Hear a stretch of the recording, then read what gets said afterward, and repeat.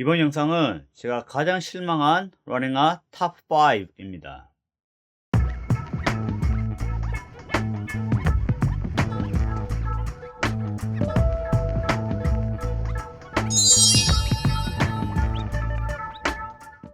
안녕하세요, 나러닝큐입니다. 오늘 영상은 제가 올해 신어본 러닝화 중에서 가장 실망스러웠던 신발 탑 5입니다. 다만 이번 신발 같은 경우는 작년에 제가 만든 월스트 탑 3랑 좀 다릅니다. 작년 같은 경우는 정말 그 비싼 가격에 비해서 터무니없이 신발이 너무나 형편없었다면 올해 소개하는 신발은 그 정도는 아닙니다. 다만 어느 정도 명성에 비해서 제가 신어봤을 때 별로였던 신발입니다. 아무래도 올해는 막 이 신발 저 신발 막 여러 개 사서 신지는 않았기 때문에 정말로 이상한 신발은 없었던 것 같습니다. 그렇지만 여전히 정가에 비해서 퍼포먼스가 마음에 안 들었던 쿠션이 마음에 안 들었던 신발을 소개하고자 합니다. 자, 그럼 첫 번째는 리복 Run Fast 3입니다. Run Fast 1 같은 경우는 그 당시에 몇 년 전에 러너스 월드에서 최고의 신발로 뽑혔습니다. 그랬던 만큼 제가 상당히 기대치가 컸습니다. 그런데 신어봤을 때 상당히 실망했습니다. 먼저 원에 비해서 무게도 무거워졌고 쿠션도 더 단단해졌습니다. 특히 어퍼 같은 경우는 플라스틱 같은 소재가 들어가 가지고 좀 더 무거웠습니다. 그리고 힐컵 같은 경우도 발을 딱 잡아주지 못했고 좀 신발이 길게 나와서 그런지 약간 좀 크게 느꼈습니다. 물론 이 신발 같은 경우는 레이싱화입니다. 준 레이싱화 템포용으로 나왔기 때문에 어떻게 보면 쿠션이 막 푹신하지 않을 수는 있습니다. 그런데 요즘 나온 신발들이 가볍지만 쿠션도 부드러운 게 상당히 많기 때문에 이 신발에 대한 제 기대치에 비해서는 좀 별로였습니다. 그래도 50불 그때 풀렸던 그 가격 생각하면 그렇게 나쁘진 않지만 제가 기대했던 만큼은 아니었기 때문에 실망했습니다. 아마도 이 신발 같은 경우는 조깅보다는 템포런 인터벌 훈련으로만 저는 추천합니다. 아웃솔 내구성이 상당히 좋고 그립감이 좋기 때문에 나름 괜찮은 신발입니다.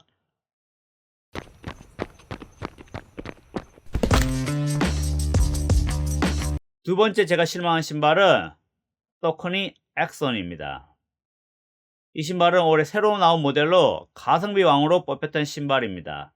저는 가성비 왕으로 뽑지 않았지만 해외에서는 정가도 저렴했고 물론 국내에서 약 5만원에 4만원대에 구매할 수 있었기 때문에 정말 가성비는 좋았던 신발입니다. 무게도 그렇게 무겁지 않고 앞코가 높아서 빠른 롤링에도 상당히 좋았습니다. 내구성도 나쁘지 않았지만 제가 실망했던 부분은 바로 쿠션입니다. 물론 가성비 위주로 나왔기 때문에 쿠션이 그렇게 좋은 신발은 아닙니다. 그래도 제가 이제 서코니 신어본 신발 중에서는 쿠션이 가장 단단했기 때문에 조금 실망했습니다. 예로 킴바라 정도의 쿠션만 되었어도 저는 이 정도는 아니었을 것 같은데 생각보다 상당히 단단해서 만족감이 떨어졌습니다. 하지만 이 신발 같은 경우 빠른 페이스로 달리기에 상당히 좋은 신발이긴 합니다. 특히 제 주변에 잘 달리시는 분들은 이 신발을 LSD 용도로 신었는데 4분 초반대에 신발 페이스가 잘 올라오고 상당히 편했다고 합니다. 그래서 단단한 쿠션 좋아하시는 분들, 그러니까 저처럼 물렁한 쿠션보다는 조금 더 단단한 쿠션을 좋아하시는 분에게는 이 신발이 괜찮을 수가 있습니다. 특별히 그랜드 컨택트 타임, 지면 접촉 시간 같은 경우 상당히 낮기 때문에 반발력이 좋은 신발이기 때문에 저는 초보보다는 어느 정도 신는 분에게 추천합니다. 개인적으로 저에게는 좀 많이 실망스러웠습니다.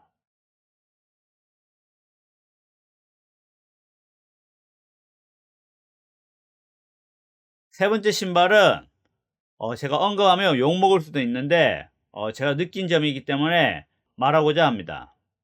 바로 나이키 줌 플라이 3입니다. 이 신발 같은 경우 뭐 좋아하시는 분은 좋아하시는데 저에게는 상당히 실망이 컸던 신발입니다.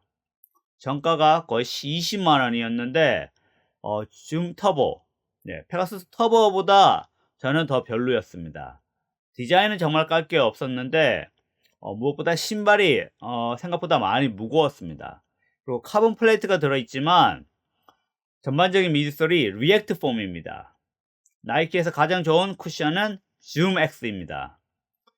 줌X 같은 이렇게 푹신한 쿠션에 카본 플레이트가 들어가면 반발력이 확 늘어나는 편안함이 있지만 리액트 같이 단단한 폼에서는 카본 플레이트가 들어가도 크게 저는 반발력을 느낄 수 없었습니다. 3분대 달리시는 분은 느낄 수 있다고 하지만 지금 요즘 나온 신발들 보면 초보가 신어도 충분히 반발력을 느낄 수 있는 많은 좋은 신발들이 있습니다. 그런 신발에 비해서 줌플라이 3는 단지 디자인만 이쁜 3입니다. 또한 힐컵이 생각보다 이렇게 발을 딱 잡아주지 못했습니다. 저는 정사이즈로 갔는데도 약간 불편했습니다.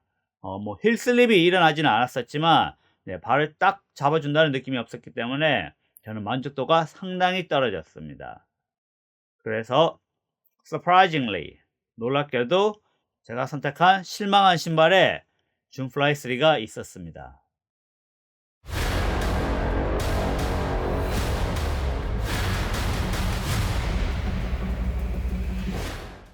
다음 신발은 더욱 쇼킹할 수 있습니다. 왜냐면 제가 항상 좋아했던 신발이기 때문입니다. 바로 서커니 트라이엄프 18입니다. 이 신발이 19까지 나왔는데 19도 구매하지 않았습니다. 왜냐면 18의 만족감이 상당히 떨어졌기 때문입니다. 17 같은 경우는 진짜 제가 역대 쿠션화로 뽑을 정도로 마음에 들었습니다. 18에 들어오면서 쿠션이 많이 단단해졌습니다. 19도 단단해졌다고 이야기가 있어서 제가 구매하지 않았는데 느낌이 울트라 부스트랑 상당히 비슷했습니다. 그러니까 높은 미드솔을 가지고 있지만 쿠션의 부드러움보다는 반발력 위주여서 그랬는지 저는 만족도가 상당히 떨어졌습니다. 쿠션화 같은 경우는 장거리 신을 때 편해야 한다고 저는 생각하기 때문에 무엇보다 편안함이 중요하기 때문에 제 느낌에서는 제 관점에서는 트라이엄프 만족도가 상당히 떨어졌습니다. 20 같은 경우는 어떤 식으로 나올지 상당히 궁금합니다. 좀 더 많은 변화가 있어서 괜찮게 나왔으면 합니다. 사실 줌 인빈서블을 넣을까 생각도 했었지만 줌 인빈서블 같은 경우는 이렇게 좌우 흔들림이 많았기 때문에 그 부분에서는 제가 만족도가 좀 떨어졌습니다. 특히 명성에 비해서. 하지만 트라이엄프 18 같은 경우 너무 만족도가 떨어졌기 때문에 줌 인빈서블을 제끼고 트라이엄프 18이 실망한 신발 탑5에 선택되었습니다.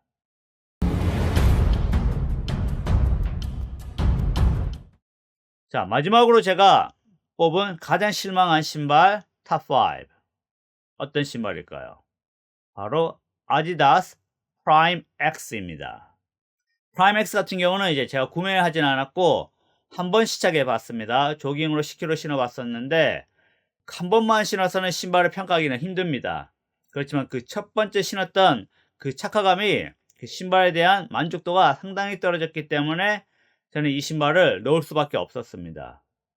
프라임 X라고 하면 알파플라이급으로 나와야 합니다. 가격을 봐서도 아디다스에서 가장 비싼 카본 레이싱화이기 때문에.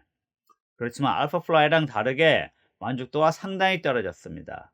첫 번째로 신발 무게가 너무 무거웠습니다. 저는 카본 레이싱화가 아닌 쿠션화 신는 느낌이 들었습니다. 그래서 쿠션은 나쁘지는 않았습니다. 그렇지만 이 신발은 알파플라이랑 비교해야 되는 급이기 때문에 만족도가 떨어졌습니다. 뿐만 아니라 이 스택 하이트, 미드솔 두께가 워낙 높다 보니까 안정감이 상당히 떨어집니다. 특히 이 신발의 구조를 보시면 바깥쪽에 인솔 두께가 훨씬 얇습니다. 그래서 안정감이 상당히 떨어집니다. 이렇게 스택 하이트가 높은데 이렇게 좌우 안정감이 불안하면 발목을 쉽게 삘 수 있습니다. 특별히 빠른 속도에서는 큰 부상을 당할 수가 있기 때문에 저는 이 신발을 한 번밖에 신어보지는 않았지만 그 느낌으로 봤을 때, 그러니까 이 신발이 만약에 그냥 일반 쿠션화로 울트라 부스트로 나왔다면 저는 이만큼 실망하지는 않았겠지만 알파플라이급 아디다스 최상급의 러닝화로 나왔기 때문에 저는 실망했습니다. 오히려 좀 더 저렴한 프로2 같은 경우가 훨씬 더 나았습니다. 실망스러운 신발 탑5. 이 신발들은 그래도 작년에 제가 소개한 신발만큼 나쁘지는 않습니다. 다만 그 명성에, 기대치에, 가격에 비해서 만족도가 떨어졌기 때문에 저는 이렇게 영상으로 알려드렸습니다. 잘 달리시는 분이나 아니면 좀 더 단단한 쿠션을 좋아하시는 분이면 이 신발을 그나마 용도에 맞게 신을 수 있다고 생각합니다. 하지만 저 같은 초보 러너라면 이 신발 구매하시기 전 잘 고려해 보시기 바랍니다. 여러분은 이 신발 신고 계신가요? 어떻게 평가하시나요? 댓글로 알려주시기 바랍니다. 그럼 오늘의 영상은 여기까지입니다. 그럼 다음 시간에 뵙겠습니다.